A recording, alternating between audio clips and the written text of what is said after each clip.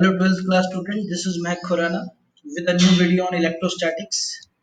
In the last video we have discussed about the electric field due to electric dipole on axial point and equatorial point. If you feel any problem in that topic, you can ask me through comments or you can ask me through WhatsApp. I will sort it out. And if you have not subscribed my channel, then please subscribe it and like the videos. And today we will start with a new topic on dipole, that is torque on an electric dipole in a uniform electric field. देखिए, एक uniform electric field में जब कोई dipole पड़ा होता है तो उस पर कितनी टॉर्क लगती है, ये हमें इस डेरिवेशन से निकालना है। तो सबसे पहले आपको ध्यान से समझना है कि यहाँ पर एक डायपोल है, ये माइनस क्यू चार्ज है और यहाँ पर प्लस क्यू चार्ज है। ये डायग्राम में मैं आपको शो कर रहा हूँ। This is a minus Q charge, this is plus Q charge and this is uniform electric field. Uniform electric field मैंने आपको लास्ट वीडियो में बताया था, रिप्रेजेंट करने का तरीका है पैरेलल लाइंस इक्विडिस्टेंस। तो these are the parallel lines equidistance. Uniform का मतलब ये हर जगह कांस्टेंट है, हर जगह इलेक्ट्रिक फील्ड की वैल्यू बराबर है और इसके अंदर एक डायपोल पड़ा है तो उस पर कितनी टॉर्क लगेगी हमें निकालना है। अब देखिए बेटा, इस पॉजिटिव चार्ज पर इस इलेक्ट्रिक फील्ड की वजह से एक फोर्स लगेगा, QE, force on a charge due to electric field. हमने पढ़ा था electric field F upon Q होता है, फोर्स अपॉन चार्ज। तो F इज इक्वल में Q इंटू ई हो गया। तो इस पॉजिटिव चार्ज पर Q इंटू ई लगेगा फोर्स। अभी किस तरफ लगेगा, this is very important thing. अगर एक charge electric field, positive charge electric field में पड़ा है तो उस पे जो फोर्स लगेगा वो इलेक्ट्रिक फील्ड की डायरेक्शन में लगेगा। तो ये जो फोर्स लग रहा है वो इलेक्ट्रिक फील्ड की डायरेक्शन में लग रहा है। ये नेगेटिव चार्ज इलेक्ट्रिक फील्ड में पड़ा है तो ये भी एक फोर्स लगाएगा, इस पे भी इलेक्ट्रिक फील्ड फोर्स लगाएगी, but it is in opposite direction to the electric field. This force is in opposite direction, this force is along the direction of electric field। ये दोनों फोर्स लग रहे हैं, पॉजिटिव पे भी और negative पे भी, दोनों पे फोर्स लग रहे हैं। एक पे प्लस प्लस क्यू पर इस तरफ और माइनस क्यू पे इस तरफ। These are the forces acting on the dipole. अच्छा, अब इस पे टॉर्क कैसे लगेगी, टॉर्क कितनी लगेगी वो हमें निकालना है। देखो, अब इस पे लग रहा है QE और इस पे लग रहा है QE इस तरफ, इस पे इस तरफ, इस तरफ। अब इस डाइपोल पे नेट फोर्स क्या लगा, इस डाइपोल एक पूरी बॉडी है, इस पे इस तरफ प्लस QE लग रहा है, उससे जस्ट अपोजिट QE लग रहा है, अपोजिट डायरेक्शन। तो नेट फोर्स इस डाइपोल पे क्या लग रहा है, जीरो। ठीक है, नेट फोर्स इस पे क्या लग रहा है, जीरो का। अगर किसी बॉडी पर नेट फोर्स जीरो लग रहा हो तो वो कभी भी मूव नहीं कर सकती, ट्रांसलेशनल मोशन नहीं कर सकती। ट्रांसलेशनल मोशन मतलब आगे नहीं बढ़ सकती, मतलब ये डायपोल आगे नहीं जाएगा, इस तरफ आगे बढ़ेगा नहीं। ठीक है, लेकिन रोटेशनल मोशन हमने 11th क्लास में स्टडी किया था, लेकिन मैं आपको फिर एक बात बताता हूं। जब भी किसी एक बॉडी पर दो इक्वल एंड अपोजिट फोर्स लग रहे हो और वो दोनों force different line of action पर, तो उस बॉडी पर एक टॉर्क लगती है, वो बॉडी रोटेट कर सकती है ड्यू टू ए टॉर्क। दोबारा बताता हूं, देखें, जब भी किसी बॉडी पर अगर दो फोर्स इक्वल एंड अपोजिट लग रहे हैं, इक्वल एंड अपोजिट का मतलब net force zero, body move नहीं कर सकती, बट अगर उन दोनों इक्वल एंड अपोजिट फोर्सेस का लाइन ऑफ एक्शन अलग अलग है, लाइन ऑफ एक्शन, तो वो बॉडी रोटेट कर सकती है। अब इस डाइपोल को देखो, डाइपोल के अंदर प्लस QE इस तरफ लग रहा है, इसकी लाइन ये है, ये वाली लाइन है, ये जो पीछे की तरफ बढ़ रही, this is line of action. And जो जो QE इस तरफ लग रहा है उसका लाइन ऑफ एक्शन ये है, both is having different line. अगर ये दोनों की डिफरेंट लाइन ऑफ एक्शन है और इक्वल एंड अपोजिट फोर्स है, तो क्या ये बॉडी रोटेट कर सकती है, yes it can rotate. These two forces are called, जो इक्वल और अपोजिट हो और उनका डिफरेंट लाइन हो, इन दोनों फोर्सेस को हम बोलते हैं कपल ऑफ फोर्स। क्या बोलते हैं, कपल ऑफ फोर्स। तो एक कपल ऑफ फोर्स लग रहा है इस डाइपोल पे। ठीक है, अब इस कपल ऑफ फोर्स की वजह से इस डाइपोल, ये डाइपोल पे टॉर्क लगेगी, टॉर्क लगेगी तो डाइपोल रोटेट करेगा। अगर ये डाइपोल रोटेट करेगा तो कितनी टॉर्क के साथ करेगा, वही हमें कैलकुलेट करना है। अब आपको यहाँ पर समझ में आ गया है, क्या ये डाइपोल रोटेट कर सकता है, यस। क्यों रोटेट कर सकता है, क्योंकि इस पे कपल ऑफ फोर्स लग रहा है। कपल ऑफ फोर्स का क्या मतलब है, दो फोर्स जब इक्वल और अपोजिट हो और दोनों की डिफरेंट लाइन हो तो हम उसको बोलते हैं कपल ऑफ फोर्स। तो यहाँ पर कपल ऑफ फोर्स लग रहा है तो बॉडी रोटेट कर सकती है, उस पर टॉर्क लग सकती है। तो वो टॉर्क की कैलकुलेशन हमें करनी है। देखिए कैसे करते हैं। टॉर्क का जनरल फॉर्मूला 11th क्लास में जब हम स्टडी करते हैं तो वो होता है इलेक्ट्रिक फोर्स, दोनों दो फोर्स लग रहे हैं, दोनों फोर्स में से किसी भी एक का मैग्नीट्यूड ले लें, electric force into perpendicular distance, दोनों के लाइन के बीच की परपेंडिकुलर डिस्टेंस। देखो इस क्यूई की लाइन ये बन रही है, इस क्यूई की लाइन ये बन रही है, इनके बीच की परपेंडिकुलर डिस्टेंस ये बन रही है, ये दिस इज परपेंडिकुलर डिस्टेंस, ये मैं आपको शो कर रहा हूँ। तो perpendicular distance into either force, दोनों में से कोई भी एक फोर्स ले लो, उनका magnitude, electric force into perpendicular distance. Electric force QE है जो लग रहा है, परपेंडिकुलर डिस्टेंस मैंने आपको बताया ये है। अब ये लेंथ कैसे निकलेगी, ये अगर 12 है तो अगर मैं इस ट्राइंगल से ये वाली लेंथ निकालूं तो ये 12 sin थीटा आएगी। क्या आएगी? 12 sin थीटा। This is 12 sin theta and this is q E. Q E into 12 sin theta will be equal to torque. Q charge है, इंटू 12 हमने पढ़ा था चार्ज इंटू लेंथ क्या होता है, टी, डायपोल मोमेंट। तो टॉर्क आ गई यहाँ पे P sine theta. Cross product के रूल से हम पी साइन थीटा को पी क्रॉस ई भी लिख सकते हैं, वेक्टर रूल से P cross E, cross product of P and E will gives us torque. यहाँ पर टॉर्क का सिंबल टी लिख रखा है, टॉ भी लिख सकते हो, 11th क्लास में इसको टॉ से स्टडी करते थे, टी की जगह टॉ भी लिख सकती हो। ठीक है, इसके बाद इस टॉर्क की डायरेक्शन क्या होगी। देखिए डायरेक्शन इसकी जो दी जाती है वो according to the right hand thumb rule दी जाती है, मैं आपको वो भी बता देता हूँ। इस टॉर्क की डायरेक्शन क्या है, टॉर्क की डायरेक्शन निकालने के लिए हम right hand thumb rule use करते हैं, और वो पता क्या होता है, वो ये कहता है कि अब जैसे P क्रॉस E से आपको T मिल रहा है ना, तो P से E तक अपनी उंगलियों को कर्ल करना है, राइट हैंड की उंगलियों को कर्ल करना है। देखिए यहाँ पर ये P है और ये E है, P से E तक अपनी उंगलियों को कर्ल करें तो आपका थंब अंदर की तरफ जाएगा, इसीलिए टॉर्क की डायरेक्शन अंदर की तरफ होगी। मान लो इलेक्ट्रिक फील्ड इस तरफ होती तो P से E तक हम ऐसे घुमाते अपना हाथ, ऐसे घुमाते तो हमारा थंब बाहर की तरफ आता, उस टाइम पे टॉर्क की डायरेक्शन बाहर होती। तो टॉर्क की डायरेक्शन के लिए right hand thumb rule use करते हैं, और that is into the plane containing P and E, लिख रखा है यहाँ पे perpendicular and into the plane containing P and E। ठीक है, इसके बाद टॉर्क की ऐसा यूनिट क्या है, टॉर्क बेसिकली आपको मैंने बताया फोर्स इनटू परपेंडिकुलर डिस्टेंस होता है, फोर्स की यूनिट न्यूटन होती है और डिस्टेंस की यूनिट मीटर होती है, तो न्यूटन मीटर। ठीक है, तो यहाँ पर आपको टॉर्क का फॉर्मूला मिल गया P sine theta, P cross E vector form हो गई। अच्छा अगर मान लो थीटा की वैल्यू में जीरो रखूं, थीटा जीरो का कब हो सकता है, जब इस डायपोल को मैं सीधा रख दूं बिल्कुल ऐसे इलेक्ट्रिक फील्ड की डायरेक्शन में, तो उस टाइम पे थीटा जीरो होने के कारण साइन थीटा जीरो, तो टॉर्क भी जीरो हो जाएगी। थीटा जब 90 डिग्री हो जाएगा तो थीटा 90 डिग्री होने के कारण साइन थीटा 1 हो जाएगा और टॉर्क पी हो जाएगी, मैक्सिमम वैल्यू हो जाएगी। अगर थीटा 180 डिग्री है, थीटा क्या है 180 डिग्री है, 180 डिग्री का मतलब ये डायपोल अपोजिट पड़ा है इलेक्ट्रिक फील्ड से, अगर 180 डिग्री है तो टॉर्क क्या होगी, जीरो होगी। थीटा 180 डिग्री हम रखेंगे, साइन 180 भी जीरो होता है तब भी टॉर्क जीरो होगी, इन दोनों केसेस में टॉर्क जीरो होगी। ठीक है, तो इस केस में टॉर्क मैक्सिमम होगी थीटा 90 डिग्री के केस में। तो यहाँ पर मैंने आपको सब चीजें बता दी हैं। इसके बाद अब आगे चलते हैं, अगला डेरिवेशन है। अब आपको ये डेरिवेशन बिल्कुल क्लियर हो जाना चाहिए कि टॉर्क क्या होता है, टॉर्क पी साइन थीटा होता है और इस कंडीशन में वो मैक्सिमम और जीरो होता है। ठीक है, इसके बाद हम आगे चलते हैं, work done on an electric dipole in a uniform electric field.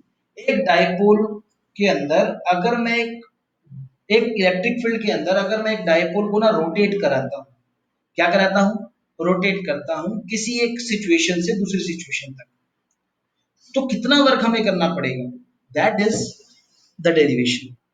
Work done on an electric dipole in uniform electric field. Uniform electric field के अंदर जब एक डायपोल पड़ा हो तो उस पर कितना वर्क डन करना पड़ता है। देखिए हम ध्यान से समझना, यहाँ पर ये एक डायपोल है, माइनस क्यू और प्लस क्यू, ये एक डायपोल है। ठीक है, ये इलेक्ट्रिक फील्ड इस तरफ है, इस तरफ राइट हैंड साइड की तरफ। अब ये थीटा 1 एंगल पर है, किसके साथ, इलेक्ट्रिक फील्ड के साथ। मुझे इसको थीटा 2 एंगल तक लेके जाना है, ये इस सिचुएशन तक लेके जाना है, तो मुझे कुछ वर्क करना पड़ेगा। क्यों वर्क करना पड़ेगा, क्योंकि इस पे ना टॉर्क लग रही होगी जो आपको पता है पी साइन थीटा 1 इस सिचुएशन में।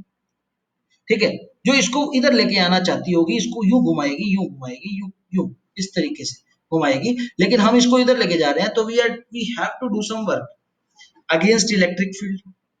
Four torque due to electric field के अगेंस्ट हमें वर्क करना पड़ेगा, वो वर्क हमें निकालना है। तो देखिए, तो मैं यहाँ से आपको स्टडी करवाता हूँ। When an electric dipole is placed in a uniform it experience torque and tends to align in such a way in stable equilibrium, ये वापस इसी इक्विलिब्रियम पोजीशन में आना चाहती है, तो वो टॉर्क वर्क डन हमें निकालना है यहाँ से यहाँ तक का, इस डायपोल को यहाँ से यहाँ तक लाने में। तो वर्क डन कैसे निकलेगा, देखिए उस वर्क डन को निकालने का ये तरीका है, उस वर्क डन को निकालने का तरीका सिंपल सा ये है कि देखिए पहले हम स्मॉल वर्क निकालेंगे स्मॉल एंगल डी थीटा के लिए, very small angle d theta के लिए जब हम इसको रोटेट करवाएंगे उसके लिए हम इसको वर्क डन निकालेंगे। तो स्मॉल वर्क डन डी डब्ल्यू is equal to t d theta, t d theta small work done d डब्ल्यू, स्मॉल वर्क डन डी डब्ल्यू वो टॉर्क इनटू डी थीटा होगा। मैं आपको ये बात भी बता देता हूँ, देखो general formula force work done का होता है फोर्स इनटू डिस्प्लेसमेंट, लेकिन जब रोटेशनल मोशन की बात होती है तो फोर्स की जगह यहाँ पर टॉर्क आ जाता है और डिस्प्लेसमेंट की जगह आ जाता है एंगुलर डिस्प्लेसमेंट। हमने पहले very small displacement D theta के लिए टॉर्क टी लिया और उसके लिए वर्क डन छोटा सा वर्क डन निकाल लिया डी डब्ल्यू, small work done for small displacement. अब टॉर्क की किसी भी एक गिवन एंगल थीटा पर p sine theta value put कर दी d theta, this is the small work done in for very small angle d theta displacement, ठीक है, वेरी स्मॉल वर्क डन। अब मुझे पूरा वर्क डन निकालना है, कंप्लीट वर्क। जब हम कंप्लीट वर्क डन निकालना चाहेंगे तो डी डब्ल्यू को इंटीग्रेट करके क्या कर देंगे, डब्ल्यू आ जाएगा, ठीक है। जब कंप्लीट वर्क डन निकालेंगे तो डब्ल्यू आ जाएगा, तो डब्ल्यू आ जाएगा, तो यहाँ पर हमने इस डी डब्ल्यू का इंटीग्रेशन करने के बाद डब्ल्यू आ गया और इधर भी इंटीग्रेट कर दिया P sine theta D theta को, थीटा वन से theta two, theta one initial angle होता है, थीटा टू फाइनल एंगल होता है, ठीक है। इनिशियल एंगल से फाइनल एंगल तक हमने इंटीग्रेट कर दिया ताकि हमें टोटल वर्क डन पता लग सके। पीई, पी डायपोल मोमेंट है, ई इलेक्ट्रिक फील्ड है, इलेक्ट्रिक फील्ड यूनिफॉर्म है, कांस्टेंट है, पी डायपोल मोमेंट कांस्टेंट है, these are taking outside the integration. Sine theta का इंटीग्रेशन होता है cos थीटा, साइन थीटा का integration minus cos theta, minus cos theta को जब हम upper limit minus lower limit put करेंगे तो आपका आंसर आ जाएगा cos theta one minus cos theta two. This is the work done in displacing this dipole from theta 1 angle to theta 2 angle, ठीक है। थीटा 1 एंगल से theta 2 तक angle तक ले जाने में हमें जो वर्क डन करना पड़ेगा that is p E cos theta 1 minus cos theta, ठीक है।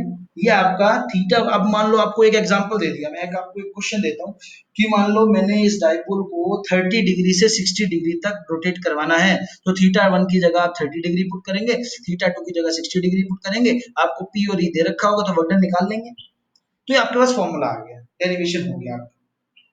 इसके बाद मैं आपको एक जनरल फॉर्मूला किसी भी एक गिवन एंगल पर, भाई मेरे को ये कह दिया जाए कि 30 डिग्री पर क्या पोटेंशियल एनर्जी होगी डाइपोल की, पोटेंशियल एनर्जी डाइपोल की क्या होगी किसी भी एक गिवन पोजीशन पर, वो कैसे निकालना है।